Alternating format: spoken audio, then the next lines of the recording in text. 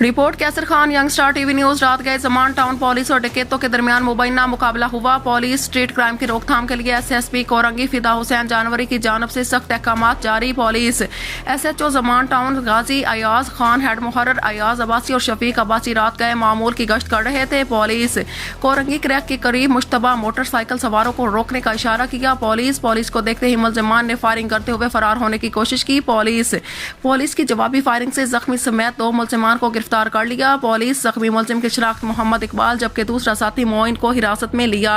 Police ملزمان کے قبضے سے 1 ٹی ٹی پستول، بیمہ گولیاں، 2 موبائل فونز اور موٹر سائیکل کو تحویل میں لے لیا۔ پولیس ابتدائی تفتیش میں ملزمان نے متعدد وارداتوں کا اعتراف کیا۔ پولیس ملزمان کے زیر استعمال موٹر سائیکل کا ریکارڈ چیک کیا جا رہا ہے۔ پولیس ملزمان کا کرمنل ریکارڈ بھی چیک کیا جا رہا ہے۔ پولیس زخمی ملزم کو طبی امداد کے لیے اسپتال منتقل کر دیا گیا ہے۔ پولیس ایس ایچ او زمان ٹاؤن غازی ایاز خان نے ملزمان کے خلاف قانونی کارروائی کا آغاز کر دیا ہے۔ پولیس